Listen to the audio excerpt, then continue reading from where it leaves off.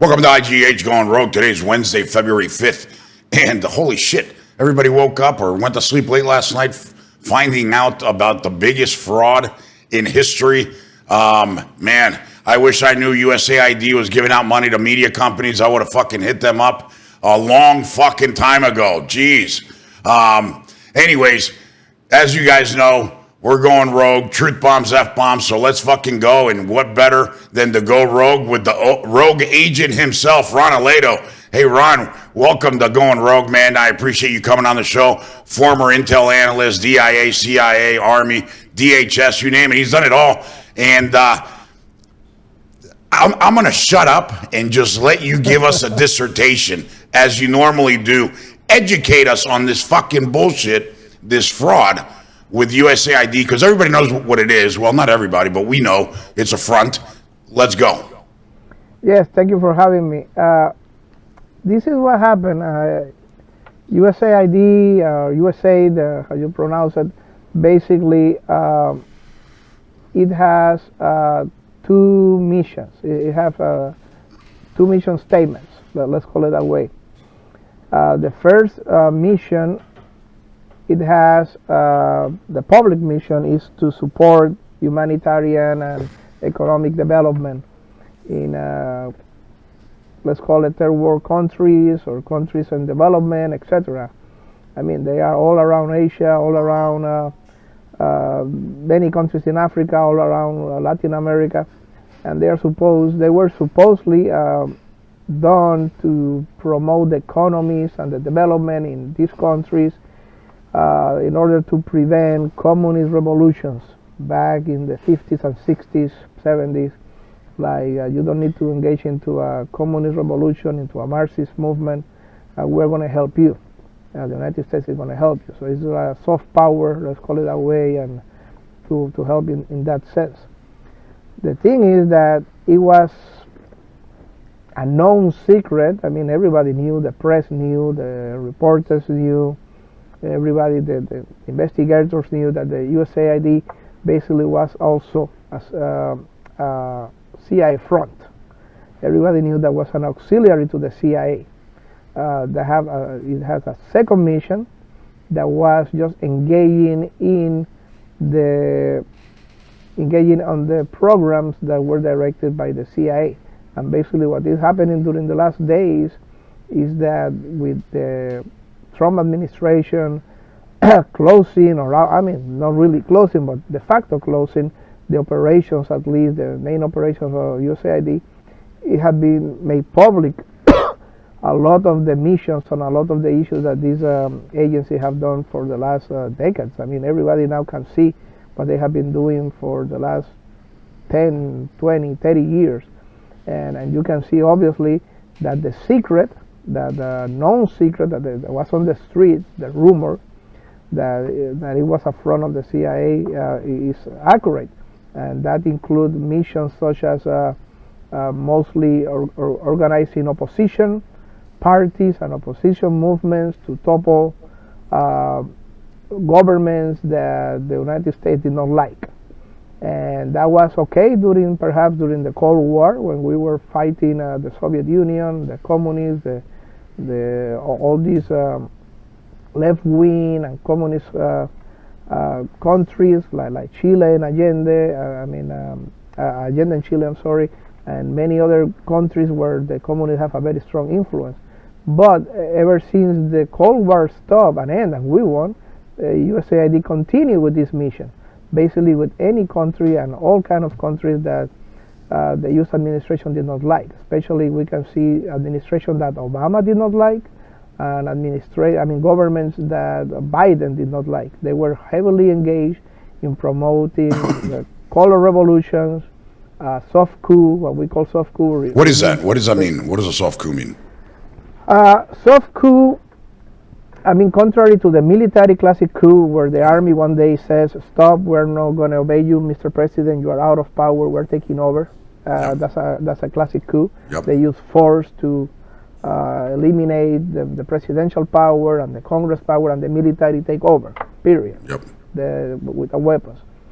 A soft coup is a technique that intelligence agencies have been using, I mean, but the United States obviously is the number one using that kind of technique. A soft coup is basically organizing the opposition, organizing the parties, the minorities, all the media, all the education institutes, the universities, the students, the workers, whatever minority there are, religious or ethnic minority in the country, in any given country, and finance them, prepare them, coordinate them, and launch them into the streets to do general strikes, to do mobs, violent mobs that for weeks or for months paralyze the economy, and go into, well, insurrectionists, real insurrectionists, not fake insurrectionists, but real insurrectionists. That's basically what a soft coup is. Almost like what happened here in 2020, right? Well, yeah, but for real, but the real ones. Yeah. And these people are supported, these people are financed, supported, coordinated by a foreign intelligence service. Yeah. If the country A wants to topple government in country B, whatever it is, then the intelligence services of the country A will finance, coordinate, organize all the opposition in country B. So they do for weeks or months violent protests on the street, general strike, fight the police, fight the army, supposedly protesting. Then other country A and other countries friendly of country A will determine that the police of country B are violent, they are human rights abusers, that the president of country B is not legitimate because whatever, 20 people to the hospital, they sanction them, and they put a lot of pressure until the president and the government of country B resigns. And then country A can come and they can put in charge a puppet. A puppet of the country A becomes the new president of country B. That is a soft coup. That is the color revolution or soft coup strategy that the CIA have been using for many years. For decades, right? Yes, for many decades. Yes, we have been using, and USAID was an integral part of that strategy. Just for an example, they were in Kiev, they were in Ukraine in 2014 with Soros, of course, and the National Endowment for Democracy. They are covers too, and they were mobilizing, giving money, coordinating the mobs and the street protests. Just recently, I think 6-7 months ago perhaps, or maybe a little bit more, Viktor Orban won the elections in Hungary. Yep. And Viktor Orban is a paleo-conservative, very close to the Tucker Carlson line of thinking, Pat Buchanan, very conservative kind of a president. And obviously he was number one enemy of Soros, and also the enemy of Biden. Biden Right. insulted him many times. Biden hated him. Yeah. Hated him, sanctioned him, etc. So he won the elections, and immediately, weeks after he won the elections, the director of USAID flew to Budapest, to Hungary, to organize what they call democratic education programs, basically propaganda programs to topple the government of Viktor Orban. Amazing. So the CIA uses USAID or USAID as a tool, as part of their arsenal. For many years. That was, again, it has two missions, two purposes. One was this, that's going to help the poor countries with development. But then projects. a lot of it is agenda driven, And we've the seen second that. was Right? just a power tool for And we saw regime that. change and soft coup. Yes. We've seen everything that's been breaking the last few hours and early morning today with the USAID and Elon Musk getting in there. And we saw that Politico was financed by USAID. They received $8.2 million, at least, right? And you got to wonder, I didn't know USAID gave money internally. I thought it was externally only. Well, I'm not sure how much action or how much activity they have inside the United States, but obviously they were a powerful instrument for propaganda and political activism outside the United States. It's reported that most of the media that many countries, most of the state media and also the private media, receive millions and millions of dollars of USAID with the purpose for for the purpose of being to say what Biden wanted to say. Yeah. The Biden viewpoint, or the Obama viewpoint, or the Bush viewpoint back 20 years ago. So basically, they were an influence, soft power and influence operations. This is something that the Cubans do too as well. They are very, very good in Latin America. The Cuban intelligence services, they have their own services, Prensa Latina, Gramna.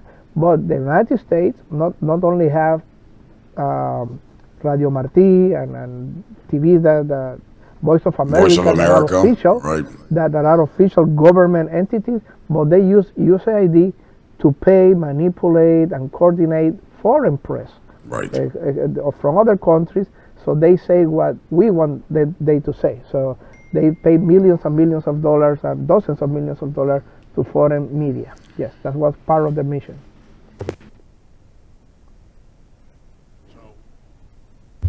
There we go. I'm sorry. There we go. I had unplugged myself by accident. Did you send me that, Mr. Producer? Yes, I did. All right, here we go. Where is it? It's in here now? Did you just send it? I sent it in an hour ago. Well, 30 minutes ago. 30 minutes ago. Can you resend it right now? I'm trying to pull up a list here, Ron, so you can see. Yes, I saw the test. Just send me the list. All right, it should be in that Charlie Kirk tweet. Just resend it. I can't get a good producer here, Ron. What can we do? So I'm trying to pull up this list. Oh, it's a video. Yeah, I can't do a video. I just need the list. The list should be there in that tweet. It's not just a video. Hold on. Here we go. Here we go. So look at this. $2 million for sex change in Guatemala. $6 million to fund tourism in Egypt. $20 million on Sesame Street in Iraq. $4.5 million to combat disinformation in Kazakhstan. You know, and the list goes on, like, you know, some trans concert in Colombia. They created a comic book in a superhero, a trans superhero and comic book in Peru to distribute among children in Peru. Well, dude, what the fuck is going on at USAID, bro? Yeah, this comes actually from the Obama times, from the second Obama administration, the second period, or the third Obama administration. That's what I thought. Yeah. Right. And obviously have a pause with Trump, but it continued with Biden. Yeah. Well, this is the first mission that the USA had, and it was 20, 30, 40 years ago was kind of a legitimate mission. I mean, let's gonna do agriculture programs, let's gonna do electricity, let's gonna build roads, let's gonna build infrastructure, build a bridge, build a road, give electricity to people. I work with them. I work with USAID back in Afghanistan when we were trying to push infrastructure projects, and those were legitimate projects.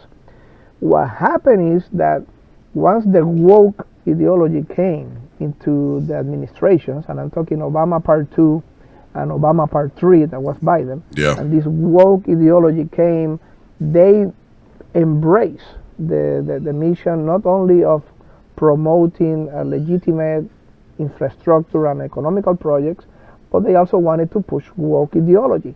They thought that was part of their mission statement. They took it as themselves. I mean, so we have seen this you compare movies of Hollywood today with movies of 20, 15 years ago, and you can see that the message, the ideology, the narrative are completely different. So because they're pushing the woke ideology. So the same thing happened with USAID. back in the last 10 years, ever since 2013, 2014, 10, 12 years, they have been pushing also this woke ideology in their legitimate mission of doing progress. But instead of pushing for economical development programs and water and electricity, they are pushing all this BS, and they're trying to brainwash all these people in all these countries with our own woke thing. They're trying to spread it. They thought that was part of their mission.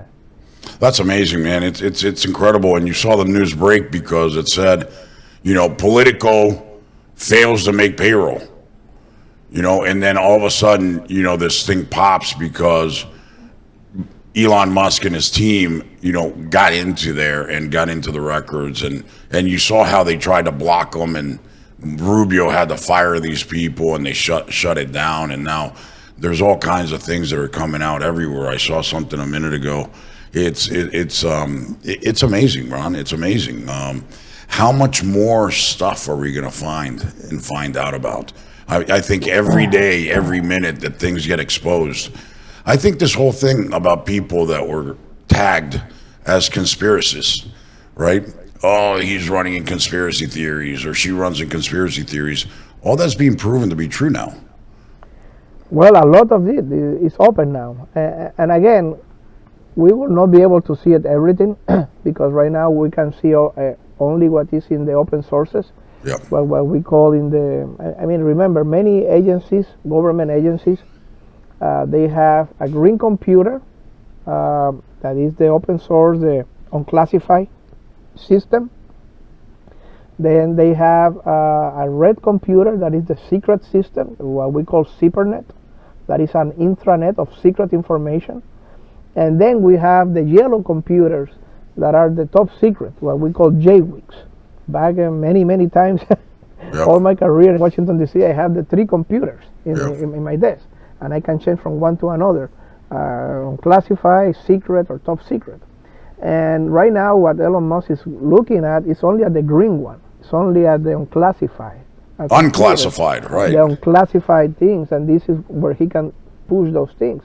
But I'm sure that hopefully, once they get into the red computer at least, and sometimes they might even get to the yellow computer, to the top secret computer, and they can pull some of those files, and then the government can declassify them. They need President Trump or somebody to declassify them so they can make them public.